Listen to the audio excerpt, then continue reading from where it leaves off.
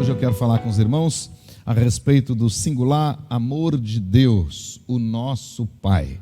A partir desse texto de Tessalonicenses, capítulo 2, versículos 13 até o versículo 17. Segundo aos Tessalonicenses. Diz assim a palavra de Deus: entretanto, devemos sempre dar graças a Deus por vós, irmãos amados pelo Senhor, porque Deus vos escolheu desde o princípio para a salvação, pela santificação do Espírito e fé na verdade, para o que também vos chamou mediante o nosso Evangelho, para alcançardes a glória do nosso Senhor Jesus Cristo. Assim, pois, irmãos, permanecei firmes e guardai as tradições que vos foram ensinadas, seja por palavra, seja por epístola nossa.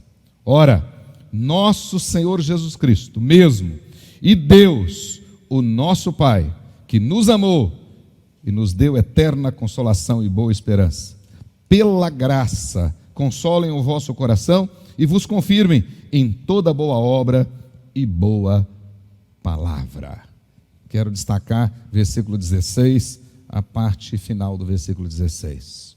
O nosso Pai, que nos amou e nos deu eterna consolação e boa esperança. O nosso Pai, que nos amou e nos deu eterna consolação e boa esperança. Oremos ao nosso Deus. Pai querido, em o nome de Jesus, muito obrigado pelos louvores que já oferecemos ao Senhor. Obrigado por esta grande oportunidade de estarmos na casa do Senhor, no dia do Senhor, para podermos louvar e bendizer o nome santo do Senhor. Agora, pois, ó Deus, em o nome de Jesus, permita que o Espírito Santo, que inspirou a palavra, esteja agora iluminando o nosso coração e mente, para podermos tirar proveito desta palavra santa.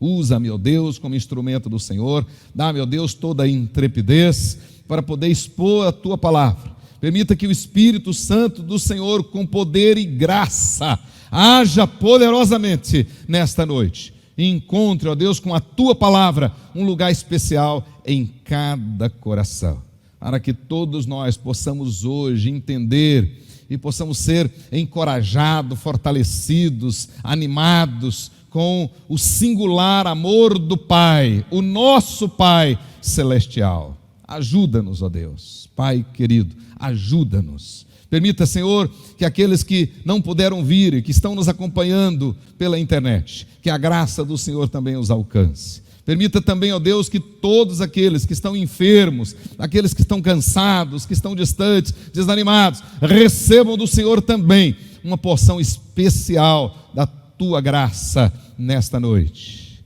E aqueles que estão aqui presencialmente, ó Deus querido, em o nome de Jesus, visita também com graça especial, para que ao sairmos daqui, ó Deus, saiamos transbordando de alegria, desejosos, determinados, ó Deus, animados pela consciência do amor incomparável do Senhor para conosco. Em o nome de Jesus, nós oramos agradecidos. Amém, amém, glória a Deus. Permaneça aí com a sua Bíblia aberta.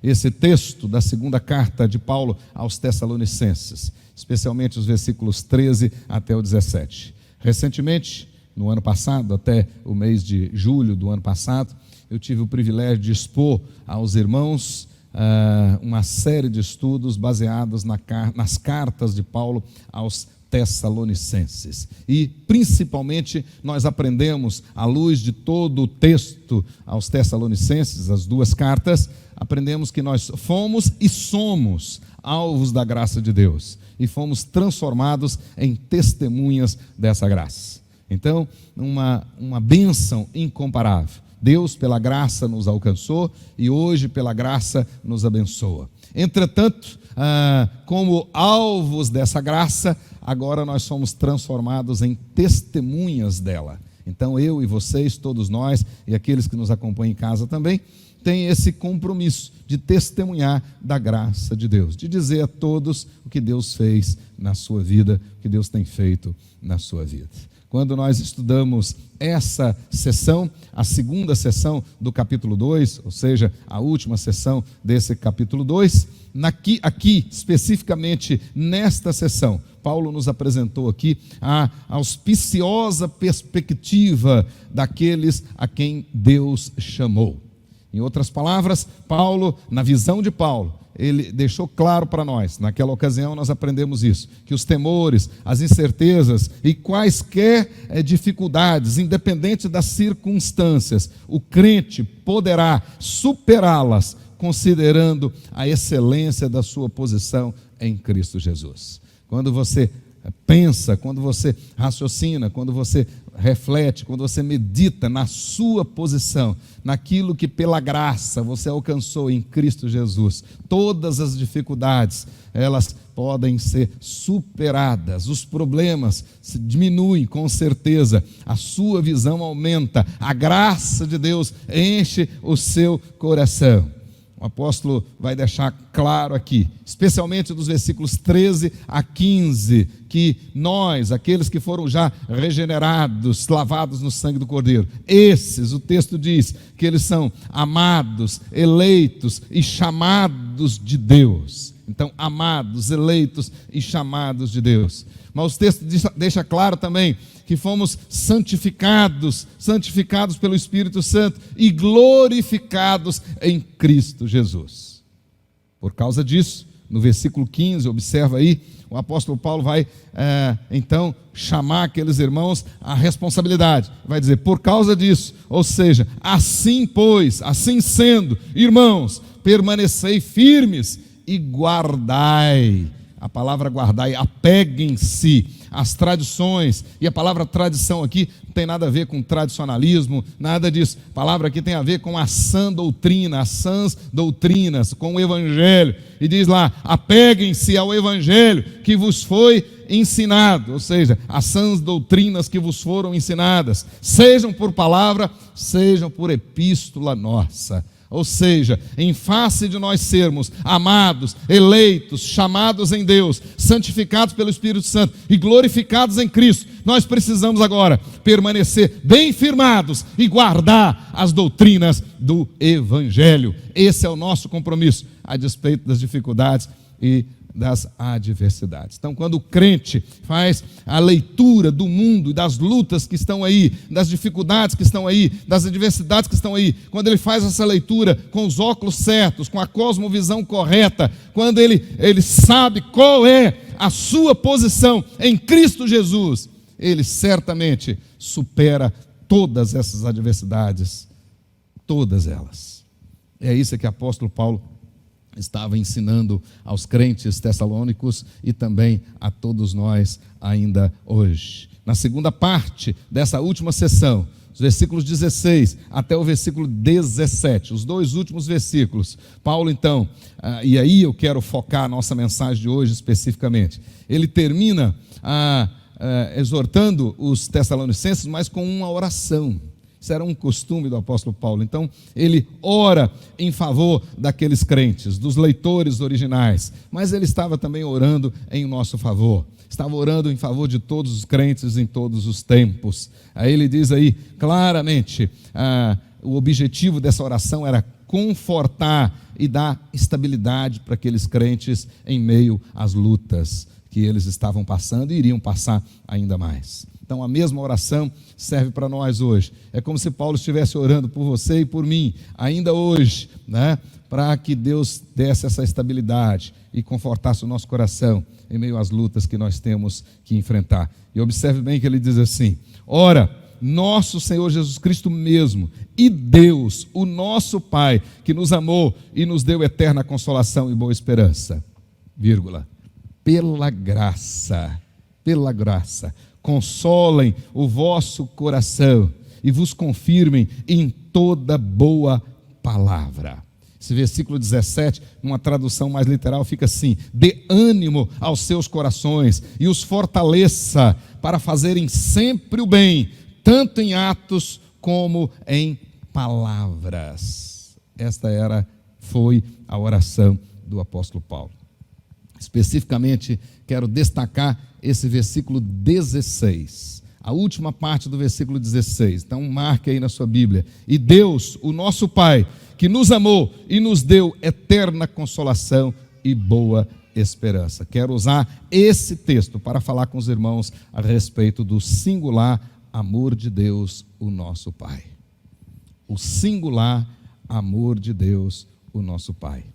Quando Jesus ensinou os seus discípulos a respeito da oração, lá no Sermão do Monte, capítulo 6, a partir especificamente do versículo 9, os discípulos tinham pedido Jesus para ensiná-los a orar. Quando Jesus ensina a respeito da oração, antes de tudo, Jesus deixa claro que a oração é uma experiência de intimidade, daquele filho lavado no sangue do Cordeiro, daquele filho que foi regenerado. Agora tem essa oportunidade, esse privilégio, essa graça de ter intimidade com o Senhor. Jesus vai deixar isso bem claro quando ele ensina os seus discípulos a orarem. E observe bem que para Jesus a oração ela é de fato um meio de graça, ou seja, uma oportunidade de comunhão. Então, quanto mais oração, mais comunhão. Você quer ter comunhão com o Senhor? Comece a desenvolver uma vida mais intensa de oração. Busque mais o Senhor por meio da oração. A Bíblia diz que Jesus abriu um novo caminho e nós podemos agora chegar diante do trono com ousadia. Então esse momento de comunhão, de intimidade do Filho com o Pai, do Filho lavado no sangue do Cordeiro, agora com o Pai Todo-Poderoso, que conhece todas as nossas necessidades. Então é nesse contexto que Jesus vai ensinar os discípulos a orarem. E Jesus disse que ao orar, o texto vai deixar claro lá, que eles deveriam orar ao Deus, versículo 9, que está nos céus. E no versículo 13, ele vai dizer que é dono de todo poder, que é dono de todo reino, que tem todo poder e que é digno de toda glória para sempre. É este incomparável Deus, o único Deus que se identifica como o nosso Pai. Você já parou para pensar nisso? Esse Deus incomparável, ele se revela na Bíblia como seu Pai, como nosso Pai. É isso que Jesus queria que os seus discípulos entendessem. Os que foram justificados, os que foram regenerados e justificados em Cristo, nele foram adotados como filhos amados de Deus. Por causa dessa nova realidade, nós podemos ter agora então intimidade com Deus. Nós somos reconciliados, nós fomos agora restaurados e podemos gozar dessa intimidade com o nosso Deus. Adão e Eva, antes do pecado, eles tinham essa comunhão com Deus. Eles foram criados exatamente para ter essa comunhão com Deus, para gozar dessa comunhão com o Senhor, mas perderam isso por causa do pecado. Mas agora, em Cristo, aqueles que verdadeiramente são lavados no sangue do Cordeiro, foram regenerados e justificados em Cristo Jesus, esses agora são restaurados a essa intimidade com o Senhor. Eles se tornam agora de fato filhos, ou seja, em Cristo o verdadeiro salvo, tem esse relacionamento restaurado. A paternidade que nós recebemos em Cristo Jesus, ela proporciona ao Filho de Deus um lugar no reino, com um novo nome, com um novo espírito, um novo acesso, agora por meio da oração, diante do trono do próprio Deus. Ele tem agora intimidade, ele tem uma herança, e mais do que tudo, ele tem um lar eterno. Você pode crer nisso? Isso é uma bênção. Segundo a nossa confissão de fé, no capítulo 12 da nossa confissão de fé, pela poderosa obra de Cristo, todos os que são justificados e se tornam filhos por adoção, presta atenção, por adoção, não por criação, por geração, mas por adoção, por essa graça, ou seja, a graça da adoção, o fato de Deus em Cristo Jesus ter agora nos adotado, por causa dessa graça, o texto diz lá, eles são recebidos no número dos filhos de Deus e gozam a liberdade e o privilégio deles, têm em si o nome dele, recebem o espírito de adoção, têm acesso com confiança ao trono da graça, são habilitados a clamar: Abba, Pai. São tratados com comiseração, protegidos, providos por Ele e corrigidos também, como por um Pai. Nunca, porém, abandonados, mas selados para o dia da redenção. Herdam as promessas como herdeiros da eterna salvação. Que bênção, são muitas bênçãos, incomparáveis. Você já parou para pensar isso? Que agora, por causa do sacrifício de Jesus, por causa da obra de Jesus, você que declara que Jesus Cristo é Senhor e Salvador da sua vida, você que realmente já o recebeu como Senhor e Salvador da sua vida, agora, por causa dessa regeneração, por causa da justificação, por essas graças benditas de Deus, você é recebido agora no número dos filhos, dos eleitos de Deus. Glória seja dada ao Senhor. E por causa disso, a Bíblia deixa claro, e a nossa confissão atesta isso, que nós temos agora essa liberdade, esse privilégio de podermos nos achegar pela oração, através do novo e vivo caminho que Jesus abriu. Nós podemos agora, o véu foi rasgado de cima a baixo, nós podemos nos achegar sem intermediários, diretamente. O texto diz isso, nós somos agora habilitados a clamar: Abba, Pai. E a Bíblia diz que isso só é possível através do Espírito Santo de Deus. Quem tem o Espírito Santo de Deus? E só os filhos adotados que têm o Espírito Santo de Deus. Que bênção! E diz lá que em virtude de agora sermos filhos, nós somos tratados com comiseração, nós somos protegidos, nós somos providos. O nosso Deus, esse que tem todo o poder nos céus e na terra, Ele se preocupa com as nossas necessidades materiais e espirituais também. E Ele é o Deus da provisão. Deus da provisão. O próprio salmista dá um testemunho fantástico, poderoso, e diz: já fui moço e sou velho, e jamais vi um justo mendigar o pão. Porque o nosso Deus é o Deus da provisão. E não precisa, meus queridos irmãos, nós não precisamos atemorizar o coração. Você não precisa ficar preocupado com o dia de amanhã, né? O amanhã trará os seus cuidados, disse Jesus. Assim como o Deus, o nosso Deus, o Pai de amor, Criador dos céus e da terra, cuida dos pássaros, cuida das flores do campo, das ervas do campo, Ele cuida de você e cuida de mim. Ele provê as nossas necessidades. E nos deu esse privilégio de poder chamá-lo de Pai. Abba, Pai. Somos tratados agora dessa maneira. E o texto ainda diz lá: como um pai, Ele também nos disciplina. Como um pai, Ele sabe puxar as orelhas, Ele sabe nos colocar no trilho, nos trilhos de novo, chamar de volta. E Ele faz isso com um amor incomparável. Mas a Bíblia deixa clara que esse Deus que é Pai de amor, Ele nunca nos abandona. Ele já nos selou, vocês e eu, todos que foram regenerados e justificados em Cristo Jesus, já tem o selo, o Espírito Santo, o selo. Portanto, não seremos confundidos. Estamos selados para a redenção, dia da redenção. Somos herdeiros da promessa, e como herdeiros, nós temos a salvação eterna, o lar eterno. No nosso credo, no credo apostólico, no seu primeiro artigo, nós temos lá a seguinte declaração: creio em Deus Pai Todo-Poderoso, Criador dos céus e da terra. Essa declaração é absolutamente bíblica, totalmente bíblica. E ela ensina com a profunda clareza que o Deus soberano, Criador do céu e da terra, Todo-Poderoso, Santo, Justo, também é Deus Pai. Já pensou nisso? Esse Deus Todo-Poderoso, Criador dos céus e da terra, soberano, esse Deus que é santo, que é justo, que é incomparável, esse Deus também é Deus Pai. Deus Pai. Nós sabemos que, embora a majestade de Deus não pode ser contida em todo o universo, não pode.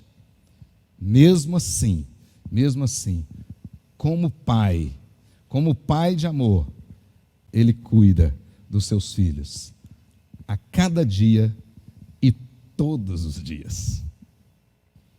Ele cuida de você, Ele cuida de mim a cada dia e todos os dias, suprindo as nossas necessidades espirituais e materiais.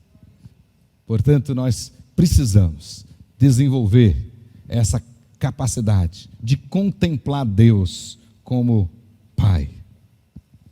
Isso já é maravilhoso, em si já é maravilhoso.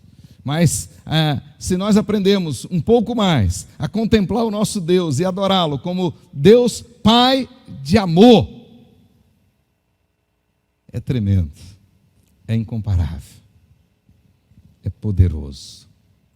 Isso certamente aumenta a nossa obediência, a nossa confiança, e tem relação direta com a nossa adoração, com a nossa santidade e com o nosso serviço.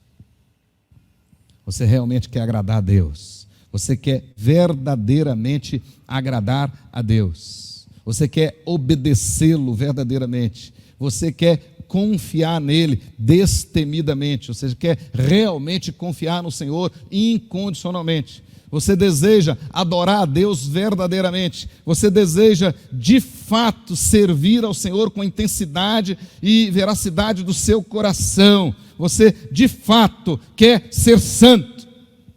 É indispensável que entenda essa dimensão de que Deus é o seu Pai de amor. Estou dizendo isso porque, infelizmente, muitos crentes não conseguem contemplar Deus como Pai, especialmente como Pai de amor, especialmente ainda em circunstâncias adversas. Muitos não conseguem, muitos,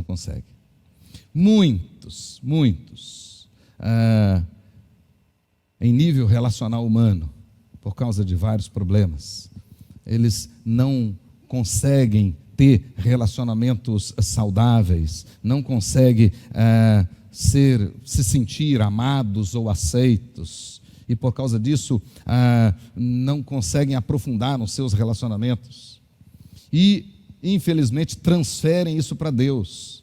Também não conseguem enxergar, não conseguem ver, não conseguem vivenciar Deus como Pai, e principalmente Deus como Pai de amor. Infelizmente, muitos têm vivido dessa maneira. Muitos sabem que a Bíblia diz que Deus os ama, mas esse amor para eles é simplesmente teórico, só existe de maneira fria em suas mentes, não consegue chegar no coração, não consegue aquecer o coração, não consegue.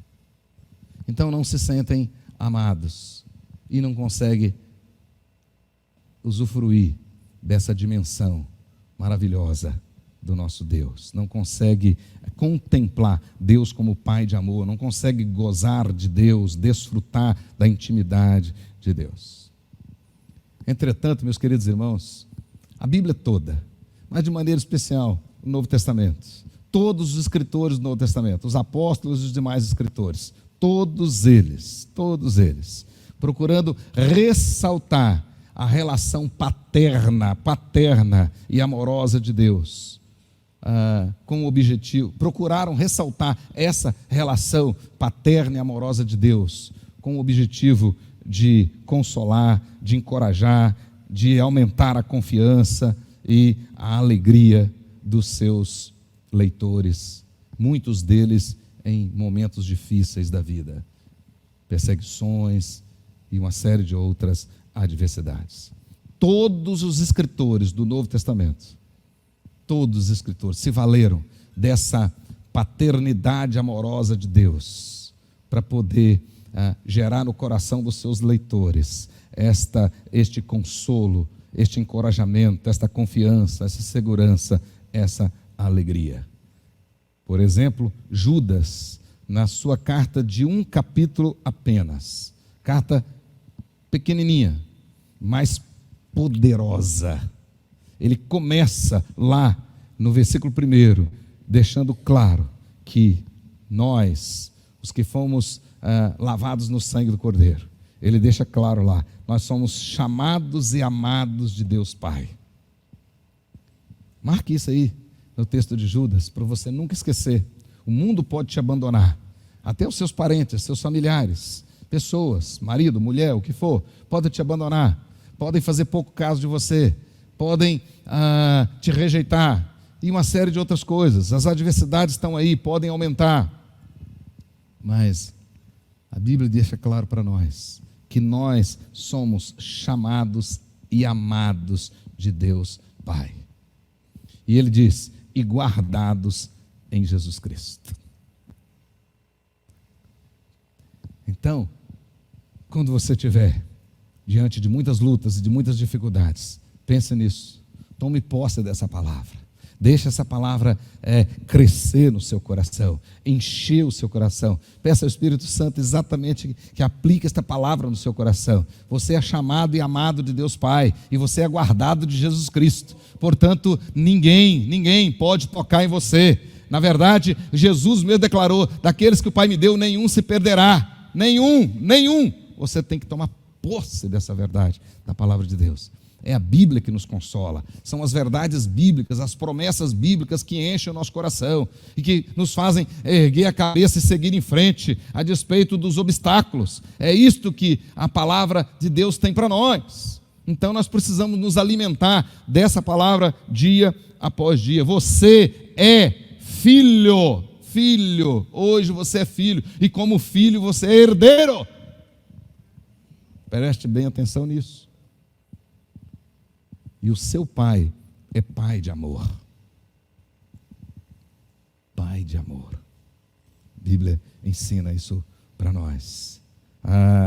Portanto, João, por exemplo, o apóstolo João, chamado apóstolo do amor, ele vai deixar que agora, ele diz assim, 1 de João, capítulo 3, versículos 1 e 2, ele diz, agora nós somos filhos de Deus. E o Pai nos concedeu esse privilégio por causa do seu amor. Agora nós somos filhos de Deus. Então, se agora nós somos filhos de Deus, antes não éramos. Então, nem todos são filhos de Deus. Todos são criaturas de Deus. Mas filhos de Deus são aqueles que foram lavados no sangue do Cordeiro. E, portanto, por causa da justiça de Cristo, foram adotados. E hoje são filhos de Deus, herdeiros com Jesus Cristo. É isso que a Bíblia diz. E, portanto, amados de Deus e guardados em Cristo Jesus, selados pelo Espírito Santo de Deus. Essas verdades têm que encher o nosso coração. De fato, isso faz parte do singular amor de Deus, o nosso Pai. Nas palavras do apóstolo Paulo, Romanos capítulo 5, marque na sua Bíblia, depois durante a semana estude bem esse texto. Romanos 5, versículo 8, ele vai dizer, Deus prova o seu próprio amor para conosco, pelo fato de ter Cristo morrido por nós, sendo nós ainda pecadores. E a partir daí ele começa a argumentar, e é interessante o argumento, a lógica do argumento de Paulo, dos versículos 9 até o versículo 11, ele diz lá, sendo nós ainda pecadores, ele nos amou, logo, agora que somos filhos, muito mais agora, estando justificados pelo sangue, seremos por ele salvos da ira vindoura, por amor. Olha que bênção. Quando éramos pecadores, ele nos amou, e agora nós somos filhos do Deus de amor. Então, olha o argumento, a lógica do apóstolo Paulo. Agora, muito mais, estando justificados pelo sangue, seremos por ele salvos da ira, por causa do amor. Se quando inimigos, quando rebeldes, quando distantes, nós somos amados, certamente agora, como filhos reconciliados com Deus, seremos muito mais amados e absolutamente guardados em Cristo Jesus. Como diz a nossa confissão de fé, tratados com comiseração, protegidos, providos e por ele disciplinados como Pai de amor, nunca, porém, abandonados mas para sempre selados para o dia da redenção. Olha que bênção, que bênção. De fato, meus queridos irmãos, o nosso Pai de amor essencialmente nos ama, e nos ama porque Ele é amor. Deus é amor. E aqui eu preciso fazer 3 considerações bem rápidas. Primeira delas, dizer que Deus é amor não significa dizer que o amor é Deus. Então ponha isso aí no seu coração. O amor e Deus não são iguais. Até porque, se Deus e o amor são idênticos, então o amor literalmente é Deus. E sendo Deus, precisa ser adorado. Entenderam? Então, quando nós afirmamos, e quando João disse, Deus é amor, ele não está dizendo que o amor é Deus. Absolutamente não. Segunda consideração. De fato, Deus é amor. E dizer que Deus é amor é um fato, não uma definição. Então mude isso aí no seu coração e anote lá. Quando eu digo Deus é amor, estou falando de um fato, não estou dando uma definição, nem de Deus e nem do amor. Estou declarando um fato. Deus é amor.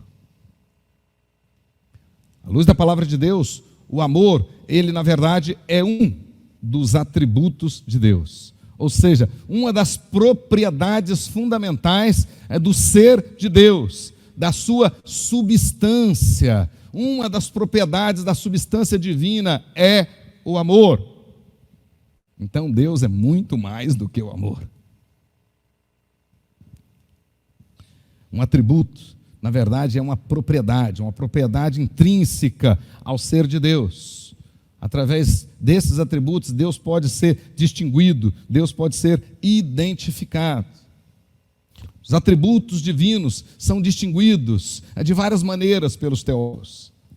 Uma das melhores delas é distingui-los em atributos incomunicáveis e atributos comunicáveis. Os atributos incomunicáveis são aqueles que só existem no ser de Deus, e todos eles de maneira absoluta em Deus. E esses atributos são incomunicáveis exatamente porque eles só existem em Deus, e Deus não comunicou às suas criaturas, absolutamente não. Por exemplo, os atributos exclusivos de Deus, e totais em Deus, absolutos em Deus. Dentre outros nós podemos citar a autoexistência. Só Deus é autoexistente. Nada criou Deus. Ele criou todas as coisas. Deus é autoexistente. A imutabilidade. Deus é imutável. Portanto, o seu decreto é imutável. Todas as suas ações são imutáveis. A sua palavra não muda. Deus não é homem para mentir. Portanto, tudo aquilo que ele falou se cumprirá. Já se cumpriu e se cumprirá. Toda a sua palavra. Deus é imutável. Deus é infinito. Então, o atributo da infinitude. Deus é infinito. Atributo da soberania. Deus é soberano. E a soberania de Deus é revelada na Bíblia através de 3 perfeições. Por exemplo, a onipotência. Só Deus é onipotente. Então ele é soberano porque ele é onipotente, ou seja, ele tem todo o poder. A Bíblia diz que ele é todo poderoso. Desde o Gênesis 17:1, Deus se revela dessa maneira, o todo poderoso Deus. Então a soberania dele se manifesta no seu poder absoluto. Ele é soberano por causa da sua onipresença. Onipresença, só Deus é onipresente. Às vezes a gente tenta usurpar, não é isso? Nossa pregadora de ontem de manhã aqui, a nossa palestrante, aqui para os nossos irmãos do MIMEI, né, do nosso ministério da pessoa idosa. E aí eu disse aqui que aqui na nossa igreja, né, embora a gente ache muito interessante o tema nacional, né, velho não, idoso sim, aqui é nem velho nem idoso, seminovo. Então, os nossos seminovos ontem, e às vezes a gente de fato tenta usurpar os atributos de Deus, e preferimos os atributos incomunicáveis, né? E queremos ser onipresentes. Estar aqui em outro lugar ao mesmo tempo, não tem jeito, só Deus é onipresente. E essa é uma manifestação da sua soberania. A onisciência. Deus sabe de todas as coisas. A palavra ainda não chegou à língua e Deus já conhece. Os pensamentos ainda não chegaram à mente e Deus os conhece todos.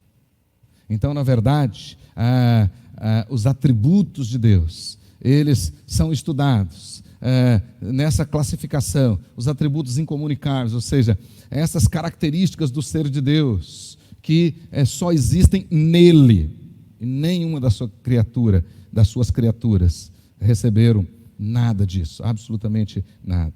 E os atributos morais, atributos comunicáveis, ou seja, aqueles que Deus são absolutos, em Deus são absolutos, mas Ele, por sua graça, comunica aos homens. Aí nós podemos estudá-los, por exemplo, em três características, ou seja, os atributos morais da bondade de Deus, os atributos morais da santidade de Deus, os atributos morais da justiça de Deus.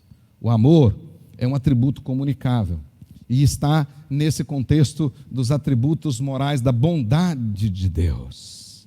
Então, o amor é a poderosa expressão da bondade de Deus. Foi exatamente por amor. Deus amou o mundo de tal maneira que deu seu Filho unigênito para que todo que nele crê não pereça, mas tenha a vida eterna. Um ato de bondade do nosso Deus. E é interessante, quando nós estudamos esse atributo do amor, ele está sempre relacionado a essa graça bendita, a graça da redenção. Ali, Deus realmente extravasa a revelação do seu amor. Como recentemente nós vimos aqui, a cruz é a expressão máxima da revelação do amor de Deus para nós. Onde Deus se revelou de maneira tremenda e revelou ali o seu amor. Portanto, na verdade, o amor, ele é um dos atributos de Deus. Então, a declaração de que Deus é amor significa que o amor é um atributo essencial de Deus. É algo que em Deus é verdadeiro, é absoluto. Mas Deus é amor, mas o amor não é Deus. O amor expressa algo que Deus é. O amor expressa algo que Deus é, no seu ser unitário, né? E assim como a santidade, assim como a justiça, assim como a fidelidade, assim como a verdade. E por ser imutável, Deus sempre age como Ele é. Então Ele é imutável, Ele é uno. Então Ele não age, por exemplo, com amor em detrimento da justiça, com santidade em detrimento do amor. Não. Todo de Deus, em todas elas, seu ser integral se revela em todas elas. Então, Ele jamais suspende um dos seus atributos para exercer o outro. Então, lá na cruz, por exemplo, Ele não suspendeu a sua justiça para revelar o seu amor. Não, na cruz Ele revela a sua justiça e revela o seu amor. Porque Ele é um ser uno. Então não tem como separar. Um dos grandes teólogos reformados holandês, Herman Bavinck, ele escreveu o seguinte: os atributos de Deus coincidem com o seu ser, são suas perfeições, e todas as suas perfeições existem em Deus em unidade indivisível. Não tem como separar. Então, agora, Deus não é amor. Então, até no exercício da sua justiça, da sua ira, Ele faz com amor.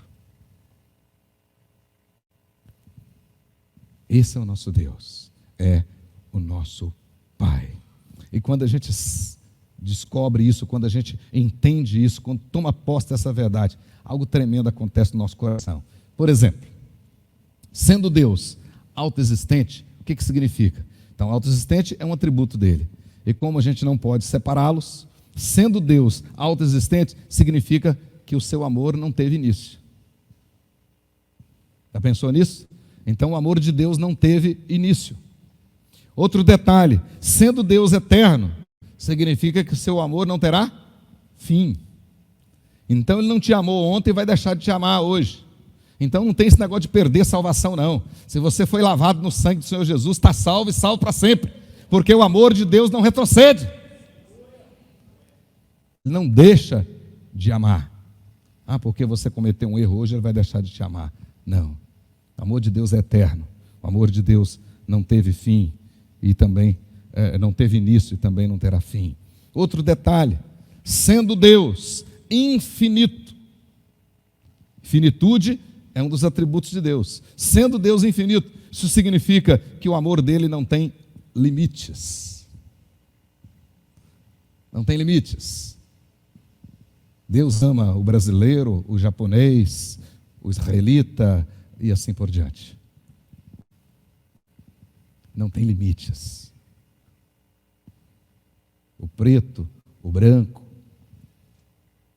o rico, o pobre, o doutor, o analfabeto, não tem limites. Homem, mulher, não tem limites. Escravo, livres, não tem limites. Outro detalhe, sendo Deus santo, santidade é um atributo de Deus. Sendo Deus santo, você pode acreditar que o amor dele sempre será puro e verdadeiro. O que nós mais temos na nossa sociedade de hoje é amor falsificado. É isso? É aqueles que juram no altar amar, amar, amar. Né? 2 meses depois, 3 meses depois, vem aí com a cara lavada dizendo, vou separar. Mas o apóstolo Paulo, no seu capítulo 13 da primeira carta aos Coríntios, falando do amor, ele diz que esse amor jamais acaba. Jamais acaba.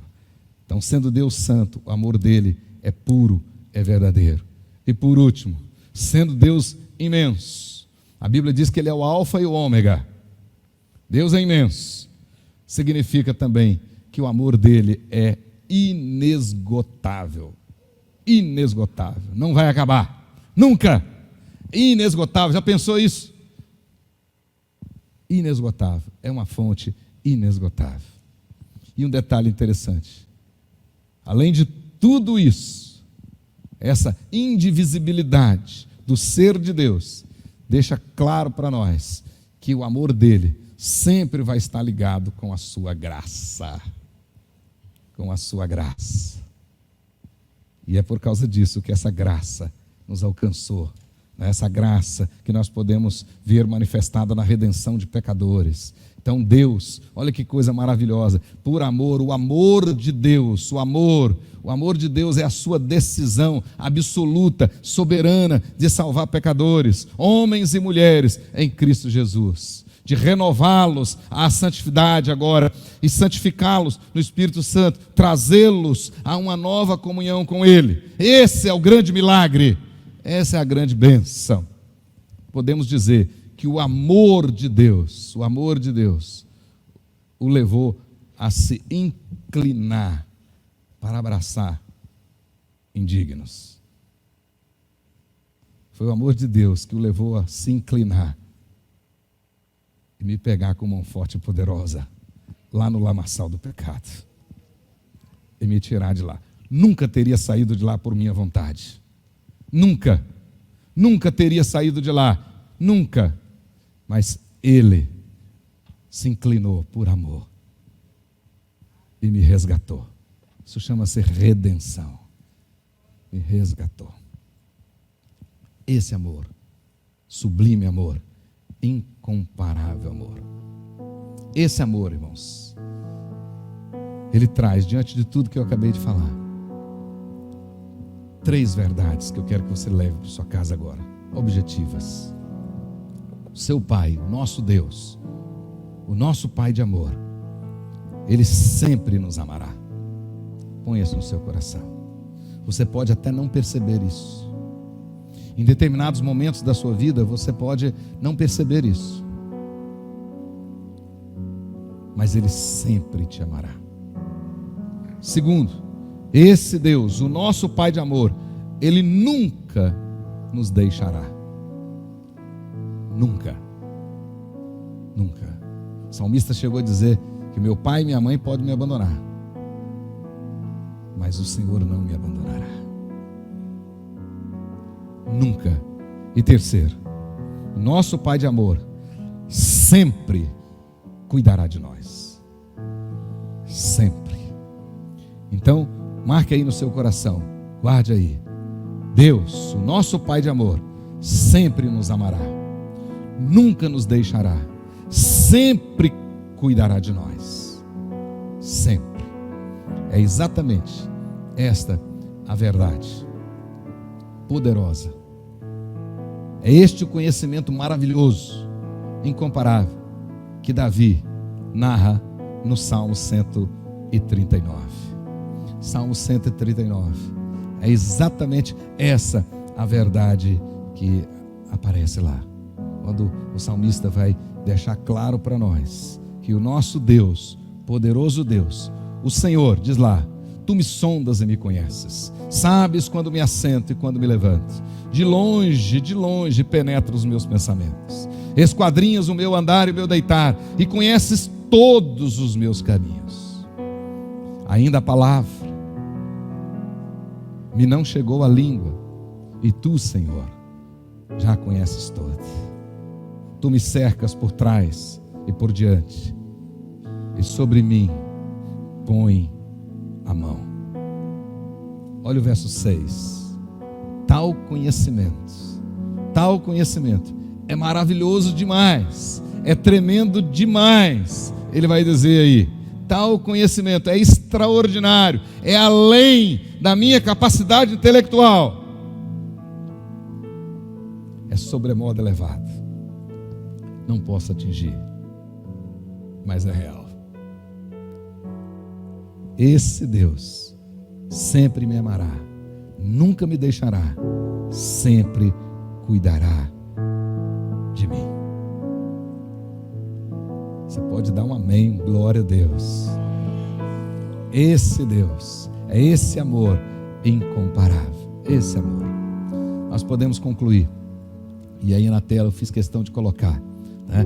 Nós podemos concluir dizendo o seguinte: olha que coisa poderosa. Nada há em nós que possa atrair o amor de Deus. Então Deus não te amou por causa de você, não, mas porque Ele é amor. Nada em você e nem em mim atraiu o amor dele. Não. Segunda verdade: nada há em nós que pode evitar que Deus nos ame. Porque quando ainda éramos pecadores, Ele nos amou. Nada. Agora que é mais bonito ainda, maravilhoso, poderoso, tremendo, como diz o salmista, além da minha capacidade, nada há no mundo, nenhum poder no mundo, nada há no mundo com poder para nos separar deste